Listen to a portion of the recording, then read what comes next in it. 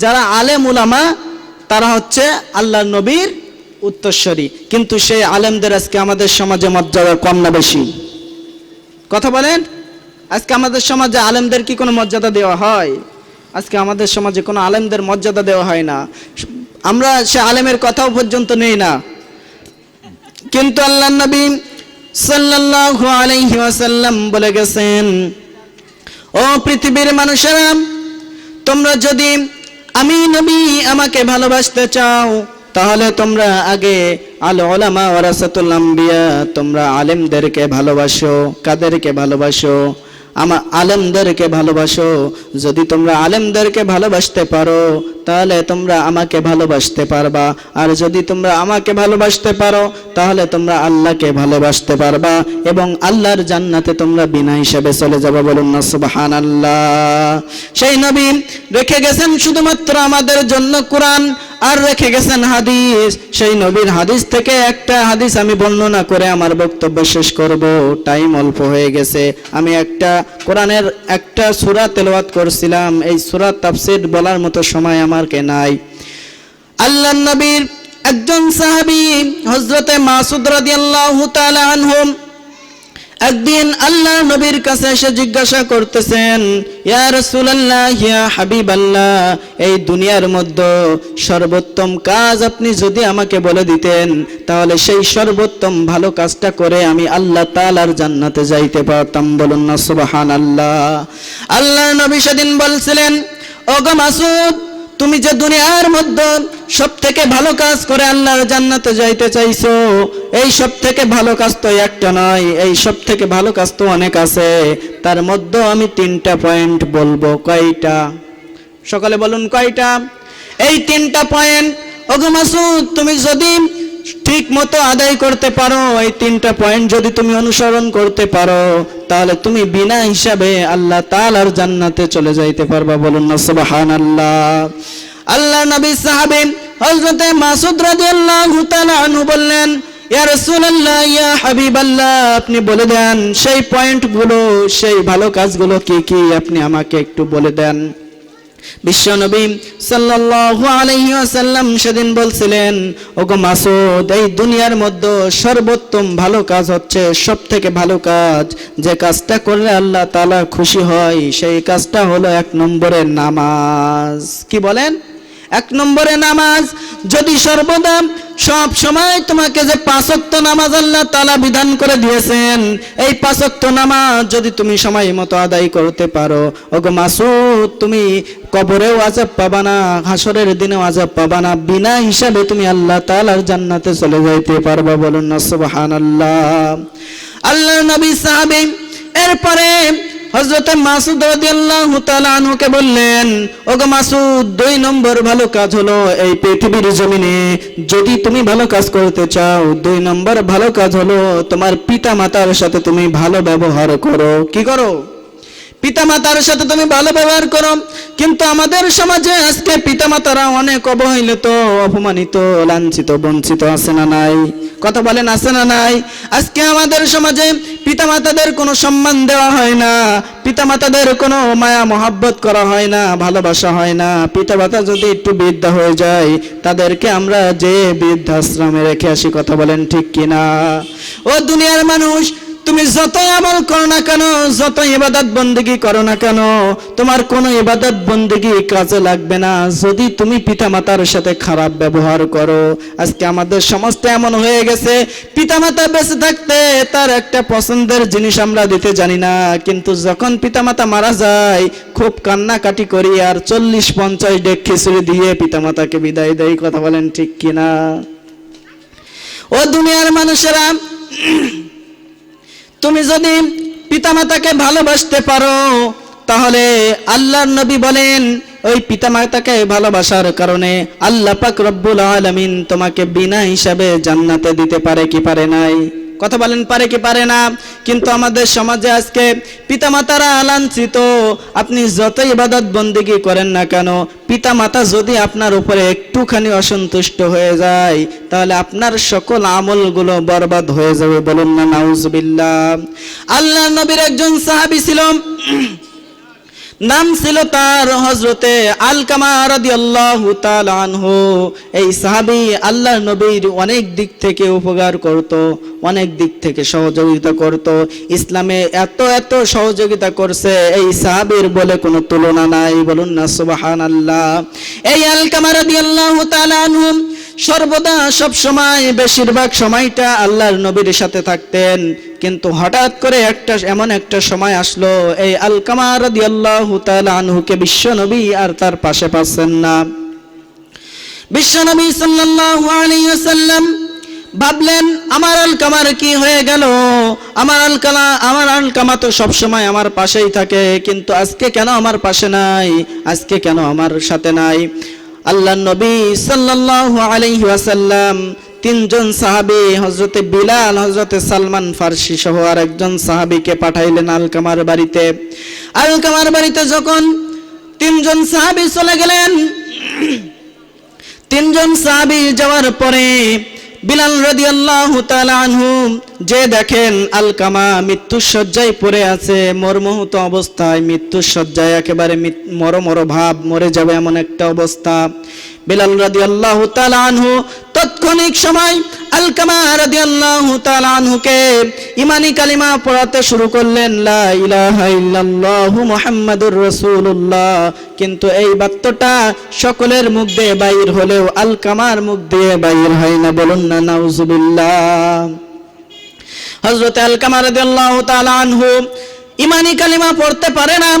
বিলাল রাদিয়াল্লাহু তাআলা আনহু সহ সকল সাহাবীরা পেরেশানিতে পড়ে গেলেন। আলকামা এত বড় একজন সাহাবী ছিলেন, আল্লাহর নবী তাকে এত ভালোবাসতেন, কিন্তু এই আলকামার মুখ দিয়ে কেন ঈমানি কালিমা বাইর হয় না?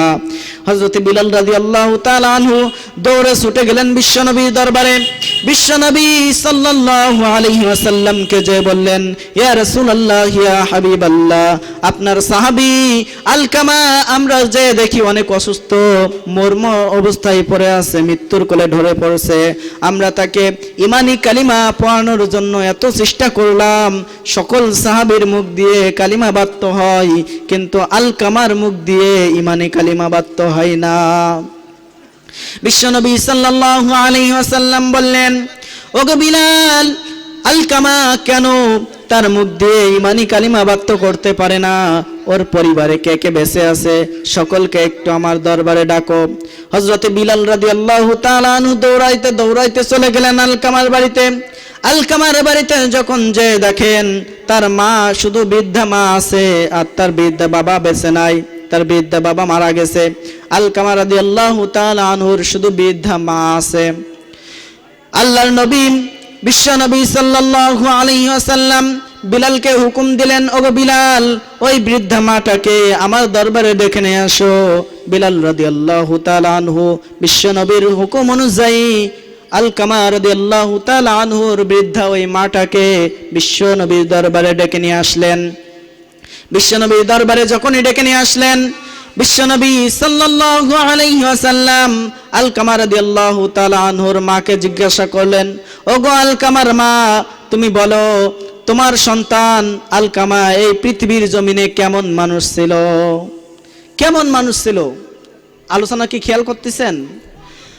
ওগো আলকামার মা, তোমার সন্তান কেমন মানুষ ছিল যে তোমার সন্তান মৃত্যুর কোলে ঢলে পড়ছে, কিন্তু ঈমানি কালিমা বাত্য হচ্ছে না? কারণটা কি? আলকামা রাদিয়াল্লাহু তাআলা আনহুর বৃদ্ধা মা বললেন, ইয়া রাসূলুল্লাহ, ইয়া হাবিবাল্লাহ, আমার দেখা চোখে এই দুনিয়ার মধ্যে আলকামা ইসলামের সকল দিক দিয়ে ভালো ছিল, দান সদকায় সে পারদর্শী ছিল, নামাজ রোজা সবকিছু আল্লাহর যত হুকুম আহকাম ছিল সবকিছু সে ঠিক মতো মানত।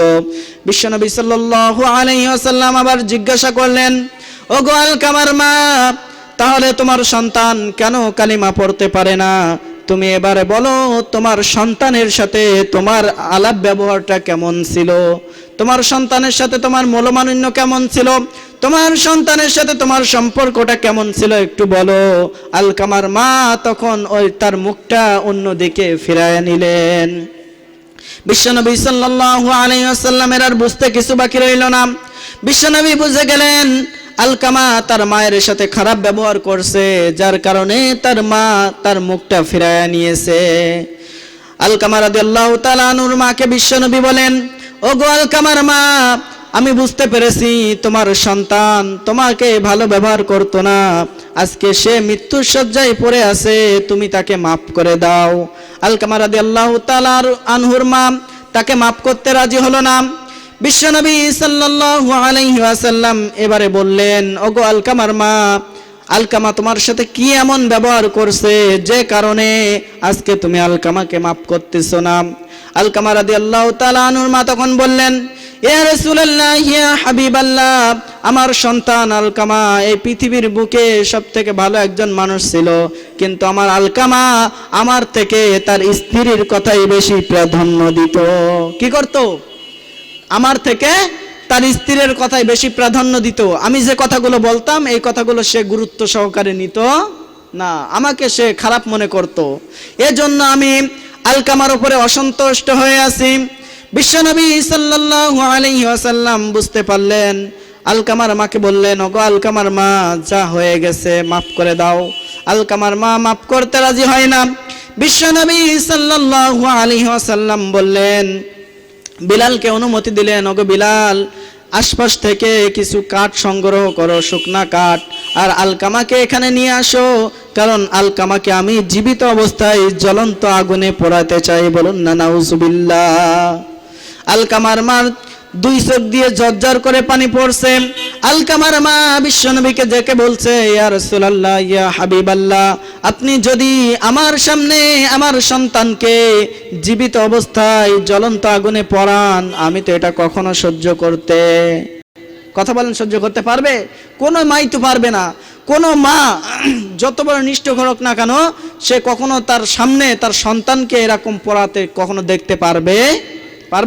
কখনো পারবে না। বিশ্বনবী সাল্লাল্লাহু আলাইহি ওয়াসাল্লাম আলকামার মাকে বললেন, ওগো আলকামার মা, এই দুনিয়ার বুকে তোমার সামনে তোমার সন্তানকে আমি জ্বলন্ত অবস্থায় জীবিত অবস্থায় জ্বলন্ত আগুনে পোড়াতে চাই, এটা তুমি যেমন সহ্য করতে পারতেছো না, কাল কিয়ামতের কঠিন মুসিবতের দিন আল্লাহ পাক রব্বুল আলামিন এই আগুন থেকে 100 গুণ আগুনে তোমার সন্তানকে পোড়াবে, তুমি কি সহ্য করতে পারবা? কোনো মা কি পারবে না। আলকামার মা তখন বললেন, ইয়া রাসূলুল্লাহ, আমি আমার সন্তানকে মন থেকে মাফ করে দিলাম। বিশ্বনবী সাল্লাল্লাহু আলাইহি ওয়াসাল্লাম ভাবলেন যে আলকামার মা মনে হয় ঠাট্টা করতেছে। বিলালকে পাঠিয়ে দিলেন, ওগো বিলাল, যাও আলকামার কাছে দাও, দেখো আলকামা মুখ দিয়ে কালিমা পড়তেছে কিনা। তার মা এমনি মুখে বলেছে যে মাফ করে দিয়েছি। বিলাল রাদিয়াল্লাহু তাআলা আনহু দৌড়াতে শুরু করলেন।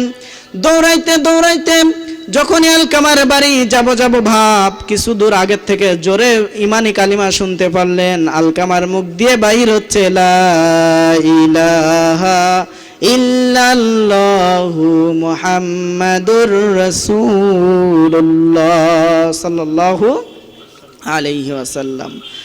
বিশ্বনবী সাল্লাল্লাহু আলাইহি ওয়াসাল্লাম সাহাবীদেরকে ডেকে বললেন, ওগো সাহাবীরা, দেখছো আলকামা আমার এত মহাব্বতের মানুষ ছিল, আমার একজন প্রিয় সাহাবী ছিল, তবু ওই সাহাবী আমার সকল কাজে সহযোগিতা করা সত্ত্বেও ওই সাহাবী মায়ের সাথে দুশমনি করার কারণে, মায়ের সাথে খারাপ ব্যবহার করার কারণে আজকে তার সকল আমলগুলো বরবাদ হয়ে যাচ্ছিল। সুতরাং মায়ের সাথে খারাপ ব্যবহার করা যাবে না। কিন্তু আজকে আমাদের সমাজে মায়ের সাথে খারাপ ব্যবহার বেশি না কম? কথা বলেন, বেশি না কম? বেশি। একজন সন্তান তার মাকে বলতেছে, ওগো মা, আমি মসজিদে হুজুরের মুখে শুনে এসেছি, আমি ছোট থেকে আজ পর্যন্ত তোমার যে দুধ পান করেছি, তোমার বুকের দুধ পান করেছি, এই দুধের ঋণ নাকি আমি কখনো শোধ করতে পারবো না। কি বলতেছে? আমি নাকি তোমার কখনো দুধের ঋণ শোধ করতে পারবো না। তখন ওই মা বলতেছে, ওগো সন্তান, তুই তো আমার সন্তান, আমিও কিন্তু একজন মায়ের সন্তান। ওই মা বলতেছে, ওগো সন্তান, আমিও কিন্তু একজন মায়ের সন্তান, তুই তো দূরের কথা, আমিও আমার মায়ের ঋণ শোধ করতে পারবো না। তখন ওই ছেলেটা বলতেছে, ওগো মা, আজকে আমার 70,000 টাকা মাইনে, 70,000 টাকা আমি মাসে ইনকাম করি, তুমি দুনিয়ার মধ্যে কি চাও বলো, যেটা তোমাকে দিলে তুমি তোমার দুধের ঋণগুলো শোধ করে দিতে পারবা। কি বলতেছে? তোমাকে কি দিলে তুমি তোমার ওই দুধের ঋণ আমাকে শোধ করে দিবা, তোমার দুধের আর ঋণ আমাকে রাখবা না। তখন ওই মা বলতেছে, ওগো সন্তান, তুই কখনোই আমার দুধের ঋণ শোধ করতে পারবি না। তুই তো দূরের কথা, এই পৃথিবীর জমিনে যত মানুষ আছে কোনো সন্তান পারবে না তার মায়ের দুধের ঋণ শোধ করতে পারবেন নাকি? সন্তান নাছর বান্দা হয়ে গেছে, সন্তান মোটে কথা শোনে না। তখন ওই মা সন্তানকে বলতেছে, ওগো সন্তান, ঠিক আছে, তুই যদি বাজার থেকে দুটো কলা আমাকে নিয়ে এনে দিতে পারিস, পাকা কলা, তাহলে তোর দুধের ঋণ আমি শোধ করে দেব। সন্তান আনন্দ চলে গেছে।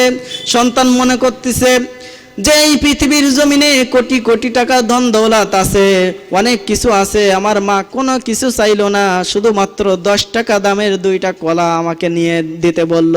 আমি মনে হয় এই 2টা কলা নিয়ে আসলে আমার মা তার ঋণগুলো শোধ করে দেবে। সন্তান আনন্দে আনন্দে বাজার থেকে 2টা পাকা কলা নিয়ে এসে মায়ের হাতে দিয়ে মাকে বলল, ওগো মা, এই নাও তোমার ঋণ আজকে আমি শোধ করে দিলাম। মা বলতেছে, ওগো সন্তান, আমার ঋণ তো এখনো শোধ হয় নাই। আমার ঋণ শোধ হতে গেলে একটা তোমাকে সত্য দেব, এই সত্যটা তুমি যদি পালন করতে পারো তাহলে আমি আমার ঋণকে শোধ করিয়ে নিব। সন্তান মাকে বলতেছে, ওগো মা, বলো কোন সেই সত্য? মা তখন সন্তানকে বলতেছে, ওগো সন্তান, আজকে তুমি এই কলা 2টা তোমার বুকের পরে নিয়ে, পাকা কলা 2টা তোমার বুকের পরে নিয়ে তুমি আজকে রাত্রে বিছানায় ঘুমাবা। যদি সকালবেলা ওই আস্ত পাকা কলা 2টা আমাকে ফেরত দিতে পারো তাহলে আমি তোমার সারা জীবনের দুধের ঋণগুলো আমি শোধ করে দেব। সন্তান আনন্দে আনন্দে চলে গেলেন বিছানায়। চলে যাওয়ার পরে বুকের পরে কলা 2টা নিয়ে ঘুমাইতে শুরু করলেন। যখন হাফ ঘুম চলে আসলো, হাফ ঘুম চলে আসার পরে তার ওই কলা 2টা সন্তান যখন পাশ ফিরেছে, বুকের পর থেকে পড়ে গেছে।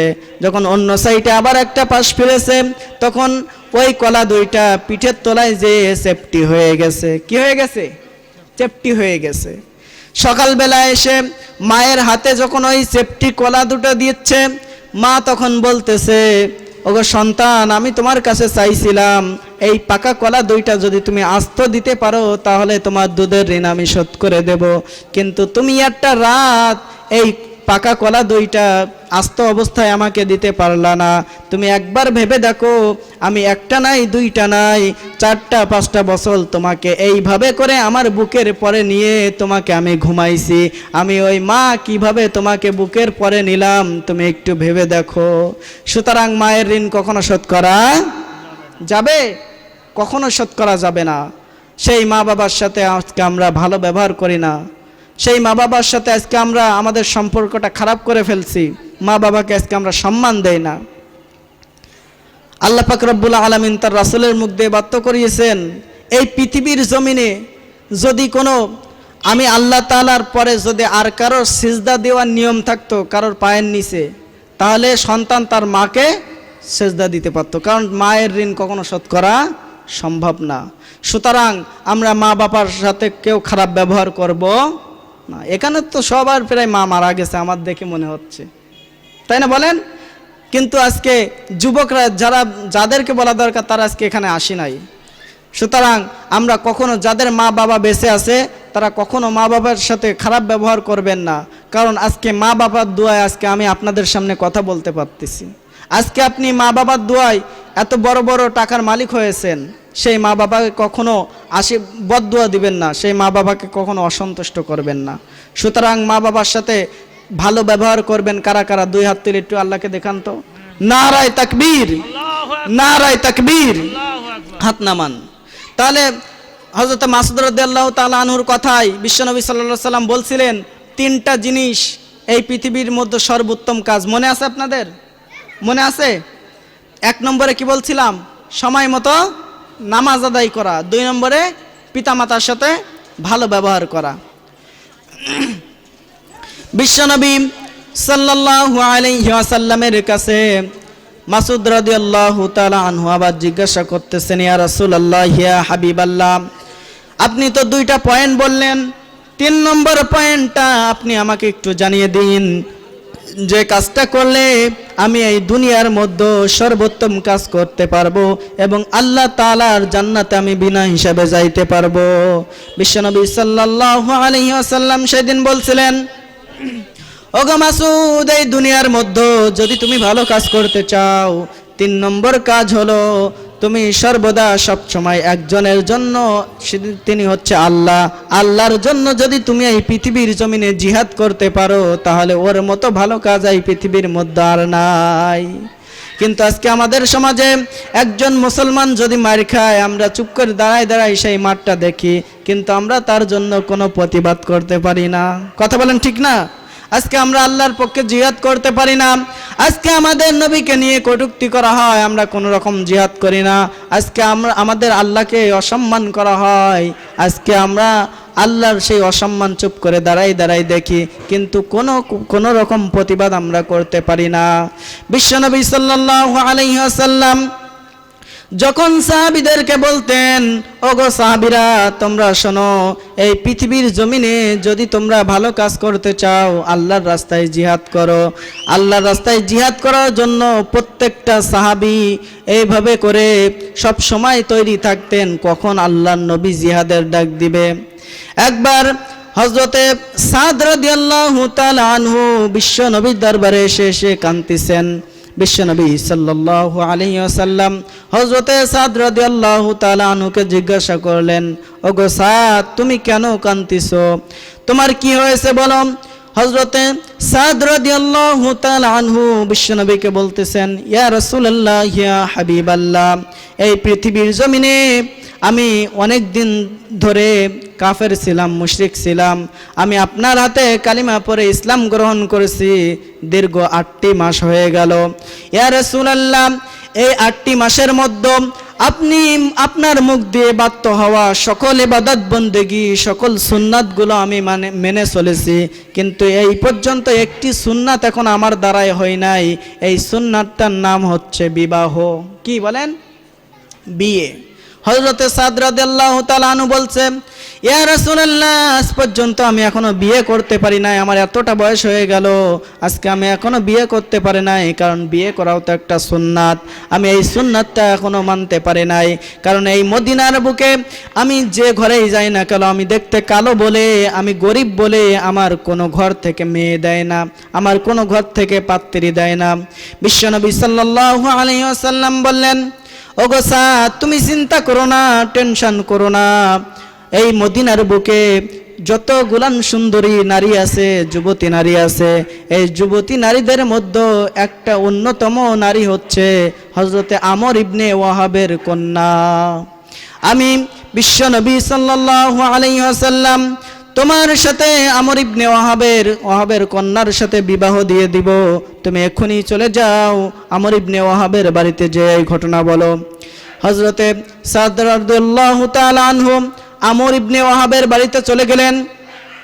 যাওয়ার পরে আমর ইবনে ওয়াহাবকে সব কথাগুলো খুলে খুলে বললেন। বিশ্বনবী যে সকল কথাগুলো বলেছে, সকল কথাগুলো আমর ইবনে ওয়াহাবের সাথে বললেন। আমর ইবনে ওয়াহাব এই ঘটনা শোনার পরে খুবই রাগান্বিত হয়ে গেল। আছে এই দেয়ালটা ভেঙে, অনেক দিনের পুরাতন দেওয়াল ভেঙে শূন্য শূন্য হয়ে পড়তেছে। আমাদের সমাজে এরকম আছে না পাঁচিল, এই পাঁচিলগুলো ভেঙে ভেঙে পড়তেছে। এই পাঁচিলগুলো যখন ভেঙে পড়তেছে, হযরতে খিজির আলাইহিস সালাম এই পাঁচিলটা নিজের অর্থ দিয়ে সুন্দর করে আবার গাঁথা শুরু করলেন, গেঁথে দিলেন, সুন্দর করে আবার নতুন করে দিলেন। আল্লাহর নবী মুসার রাগ হয়ে গেল, কারণ মুসা আলাইহিস সালাতু ওয়াস সালামের অনেক খিদা পেয়েছে, পানি পিপাসাও পেয়েছে, কিন্তু গ্রামের মধ্যে এমন একজন লোক পাওয়া যায়নি যে মানুষটা তাদেরকে একটু পানি পান করাবে। আল্লাহর নবী মুসা সাল্লাল্লাহু আলাইহি ওয়াসাল্লাম, মুসা আলাইহিস সালাম খিজিরকে বললেন, ওগো ভাই খিজির, এই গ্রামের মানুষরা আমাদের তো একটু উপকার করলো না, তাহলে কেন ভাই তুমি তাদেরকে উপকার করে দিলে? কি বলছে? তুমি কেন তাদেরকে উপকার করে দিলে? তারা তো আমাদেরকে একটু পানিও খাইতে দিল না, তারা এত নিকৃষ্ট, এমন নিকৃষ্ট জাতিদের কেন তুমি উপকার করলে? খিজির আলাইহিস সালাতু ওয়াস সালাম বলেন, ওগো আল্লাহর নবী মুসা, তুমি আমার সাথে আর থাকতে পারবা না, কারণ তুমি এই পর্যন্ত 2টা প্রশ্ন আমার কাছে করছো। কয়টা প্রশ্ন? 2টা প্রশ্ন করছো। আমি প্রথমেই বলছিলাম তোমায় আমার সাথে যদি থাকতে হয় কোনো প্রশ্ন তোমায় আমাকে করতে পারবা না। আল্লাহর নবী মুসা আবারও মাপ চাইলেন, বললেন ভাই খিজির আমাকে আবারও মাফ করে দাও, এবারে যদি আমি প্রশ্ন করি তাহলে তোমার বলা লাগবে না, আমি নিজেই নিজে চলে যাব। হযরত খিজির আলাইহিস সালাম সহ মুসা দুইজন আবার হাঁটা শুরু করলেন। হাঁটতে হাঁটতে হাঁটতে হাঁটতে কিছু দূর যাওয়ার পরে দেখে একজনের বাড়ির উঠোনে ছোট্ট একটা শিশু খেলা করতেছে। ছোট্ট একটা শিশু, মাসুম বাচ্চা, বেগুনা মাসুম বাচ্চা, যার এখনো গোনা লেখা শুরু হয়নি, সেই মাসুম বাচ্চাটা খেলা করতেছে। আল্লাহর নবী খিজির আলাইহিস সালাম ওই মাসুম বাচ্চাটার 2টা পা ধরে এমন জোরে একটা আছাড় মেরেছে, ওই বাচ্চাটা মারা গেছে। বলুন না নাউজুবিল্লাহ। আল্লাহর নবী মুসা আলাইহিস সালাম চোখ দিয়ে রক্ত বাইর হওয়ার মতো অবস্থা, কেউ কি সহ্য করতে পারবে? এটা তো নবী তো দূরের কথা, আপনি আমি হলে কি সহ্য করতে পারতাম? একটা বেগুনা ছোট্ট মাসুম বাচ্চা খেলা করতেছে, আমাদের তো কোনো খারাপ কাজ করি নাই, তাকে কেন মেরে ফেলার দরকার? মুসা আলাইহিস সালাম বলছে, ওগো ভাই খিজির, এতগুলো কাজ করছো, আমি সব কিছু মেনে নিলাম, কিন্তু এই ছোট্ট মাসুম বাচ্চাটাকে তোমার কি অপরাধ করছে যে এই ছোট্ট মাসুম বাচ্চাটাকে তুমি মেরে ফেললে? খিজির আলাইহিস সালাম বলছে, ওগো আল্লাহর নবী, প্রথম থেকে 3টা কাজ আমি করেছি, এই 3টা কাজ আমি তোমাকে এখন বলবো, তুমি কি শুনবা? শুনবেন আপনারা?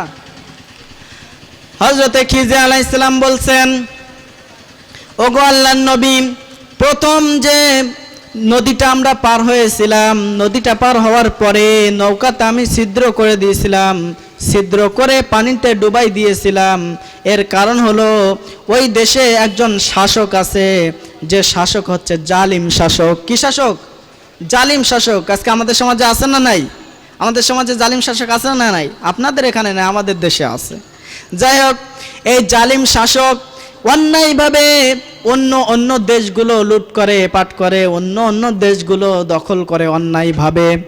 এই জালিম শাসক এমন একটা পরিকল্পনা নিছে যে এই নদীটা পার হয়ে এমন একটা দেশে যাবে, যে দেশের মানুষেরা সব ভালো মানুষ। কি মানুষ? আল্লাহওয়ালা মানুষ, ভালো মানুষ। এই দেশে যে মানুষদেরকে হয়রানি করবে, ওই দেশটা সে অন্যায়ভাবে দখল করবে। এই দেশটা দখল করার জন্য তার সেনাবাহিনী নিয়ে যাওয়ার জন্য অনেকগুলা নৌকা দরকার, অনেকগুলা নৌকা দরকার। ওগো আল্লাহর নবী মুসা, এই নৌকাটা, যে নৌকাটা আমরা পার হয়েছি, এই মাঝিটাও খুব ভালো মানুষ, এই মাঝিটাও খুব আল্লাহওয়ালা মানুষ। এই মাঝিটা আমাদেরকে যে পার করে দিয়েছে, এই মাঝির নৌকাটাও ওই শাসকটা নিয়ে নিত, এই জালিম শাসকের হাত থেকে, যাতে করে ওই নৌকাটা না নিতে পারে। এই জালিম শাসক যদি একবার নৌকাটা নিয়ে নিত, আর কখনো তা ফেরত দিত না। কিন্তু আমি যে কাজটা করেছি, ওই মাঝি এক সময় না এক সময় ওই নদীর কিনারা থেকে ওই নৌকাটা ওঠাই নিতে পারবে। বলুন না সুবহানাল্লাহ। তাহলে এটা ভালো কাজ না খারাপ কাজ? কথা বলেন না, ভালো কাজ না খারাপ কাজ? আল্লাহর নবী মুসা আলাইহিস সালাম বললেন, ঠিক আছে, এটা তো ভালো কাজ। এরপরে বলুন, যে এলাকায় গেলাম, যে গ্রামে গেলাম, এই গ্রামের মানুষগুলো তো সব নিকৃষ্ট, এতটাই জালেম, এই মানুষগুলো আমাদের একটা পানিও খাইতে দেয় নাই, তাহলে তাদের কেন ভালো কাজ করে দিলেন? তাদেরকে কেন উপকার করে দিলেন? আল্লাহর নবী হযরত খিজির আলাইহিস সালাম বললেন, ওগো ভাই মুসা, ওই গ্রামে সবাই খারাপ হতে পারে, কিন্তু ওই যে বাড়ির পাঁচিলটা আমরা ঠিক করে দিয়েছি, যে বাড়ির দেয়ালটা আমরা গেঁথে দিয়েছি, ওই বাড়িতে এমন 2জন ভাই আছে, যে 2জন ভাই ওই সময়ের যে কিতাব ছিল, ওই কিতাবের হাফেজ। বলেন না সুবহানাল্লাহ। ওই 2জন ভাই এখনো ছোট আছে। ওই সন্তান 2জনের ছোট থাকা অবস্থায় পিতামাতা দুনিয়া থেকে চলে গিয়েছে, এবং তাদের পিতামাতা তাদের জন্য ওই দেয়ালের নিচে এমন কিছু রত্ন রেখে গেছে, হীরা মণিমুক্ত রেখে গেছে। ওই সন্তান যাতে করে বড় হয়ে ওই হীরা মণি মুক্তা নিতে পারে তাদের বাবা মা রেখে গেছে। কিন্তু ওই গ্রামের মানুষ তুমি তো দেখলে এতটাই নিকৃষ্ট, এতটাই কৃপণ যে পানি দিতে অস্বীকার করে। ওই দেয়ালটা যখন ভেঙে ভেঙে যাচ্ছিল, ওই রত্নগুলো বাহির হয়ে যাবে, যাওয়ার পরে ওই গ্রামের মানুষগুলো ওই দুইজন হাফেজ ভাইরে ওই রত্ন কিছুই দিবে না, বরঞ্চ তারাই লুট করে নেবে। সুতরাং এটা যেন না হয়, এজন্য আমি ওই পাঁচিলটা, ওই দেয়ালটা আবার সুন্দর করে গেঁথে দিয়েছি। বলুন না সুবহানাল্লাহ। বোঝা গেল? আল্লাহর নবী হযরতে মূসা আলাইহিস সালাম বলছেন, ওগো ভাই খিজির, দুইটা প্রশ্ন উত্তর তো আমি পেয়ে গেলাম, কিন্তু 3 নম্বর প্রশ্ন, কেন তুমি এই কাজটা করলে তুমি একটু বলো আমাকে। আল্লাহর নবী হযরতে খিজির আলাইহিস সালাম বললেন, ওগো ভাই মূসা, যে সন্তানটাকে আমি আসার মেরে ফেলেছি, যে সন্তানটাকে আমি মেরে ফেলেছি, নাবালক ছোট্ট শিশু, বেগুনা শিশু, এই শিশুটাকে আমি যে মেরে ফেলেছি, এই শিশুটার পিতা মাতা এই দুনিয়ার বুকে এত ভালো মানুষ, আল্লাহওয়ালা মানুষ। স্টেজে উঠুক, তারপরে পর্চা কোথায়, কতক্ষণ আছে? না, পর্চা কোথায়, কতক্ষণ পর্যন্ত আছে? আলোচনা কি চালাবো? কথা বলেন, আলোচনা কি চালাবো নাকি শেষ করে দেবো? আসছে? আপনারা একটু খেয়াল করুন, মাওলানা সাহেব আসছে, আপনাদের মেহমান আসছে, উনি আসা পর্যন্ত আমি ঘটনাটা শেষ করি, একটু খেয়াল করুন। আল্লাহর নবী হযরতে খিজির আলাইহিস সালাম বললেন, ওগো ভাই মূসা, এই সন্তানটা এখনো চাটা হবে, চা হোক পানি হোক দাও না, পিপাসা মানুষ কথা বলছে।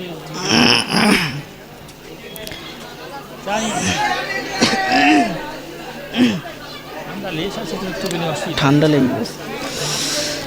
মূসা আলাইহিস সালামকে বলছে, ওগো ভাই মূসা, এই শিশু সন্তানটা এখনো নাবালক, এখনো গুনাহগার হয়নি, যার এখনো গুনার বয়স লেখা হয়নি, কিন্তু এই সন্তানটার যে পিতামাতা আছে, এই পিতামাতা খুবই আল্লাহওয়ালা মানুষ, তারা জীবনে কোনোদিন খারাপ কাজ করেনি, তারা আল্লাহর ইবাদত বন্দেগী করে, তারা সব সময় ভালো কাজ করে। সুতরাং এই সন্তানটা, আমি জানি এই সন্তানটা যখন বড় হবে, এই সন্তানটা বড় হওয়ার পরে জালেম হবে। কি হবে বলেন? জালেম হবে। যে কারণে এই সন্তানটা যদি জালেম হয়, এই সন্তানটা জালেম হবার পরে এই সন্তানের পিতামাতা ভালো হওয়ার সত্ত্বেও এই সন্তানের কারণে তার পিতামাতা জাহান্নামী হয়ে যাবে। বলুন না নাউজুবিল্লাহ। আমাদের সমাজে এরকম সন্তান আছে না নাই? পিতা 5 ওয়াক্ত নামাজ পড়ে, মা 5 ওয়াক্ত নামাজ পড়ে, ইবাদত বন্দেগী করে, কিন্তু সন্তানটা এমন জালেম হয়েছে যে নামাজ তো দূরের কথা, আল্লাহকেও পর্যন্ত, মানে আল্লাহর নামটাও ভালো পর্যন্ত নিতে পারে না। আছে না নাই? বলেন। আল্লাহর নবী যখন মিরাজে গেলেন, যাওয়ার পরে দেখলেন একজন ব্যক্তি জান্নাতের মধ্যে বসে বসে কাঁদতেছে। কি করতেছে? জান্নাতের মধ্যে বসে বসে কাঁদতেছে। আল্লাহর নবী অবাক হয়ে গেলেন, হতবাক হয়ে গেলেন। আল্লাহর নবী হযরতে জিবরাইল আলাইহিস সালামকে বলছে, ওগো ভাই জিবরাইল, এই জান্নাতের মধ্যে মানুষ আসলে তো কখনো কাঁদে না।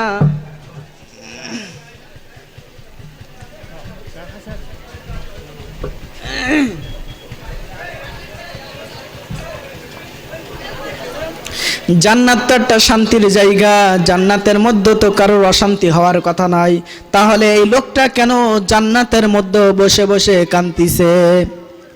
হযরত জিবরাইল আলাইহিস সালাম বলছেন, ইয়া রাসূলুল্লাহ, ইয়া হাবিবাল্লাহ, এই মানুষটা অনেক ভালো মানুষ ছিল, দুনিয়ায় অনেক ধন দৌলত ছিল, অনেক দান সদকাও করতো, নামাজ কালাম পড়তো, ইবাদত বন্দেগী সব তার দ্বারা হতো, কিন্তু ওই দুনিয়ার মধ্যে 2টা জিনিস রেখে আসছে, যে 2টা জিনিস এনাকে আগামীকালকে জাহান্নামে নিয়ে যাবে।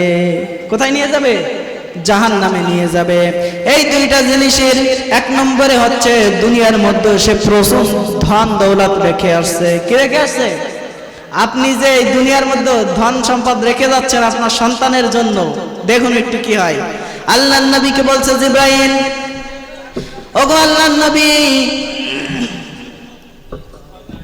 গলাটা হয়ে গেছে, কই এসছে বক্তা এসছে। যাই হোক, আমি তাফসীর শেষ করতে পারি নাই। আল্লাহ তাআলা যদি আবার চায় কখনো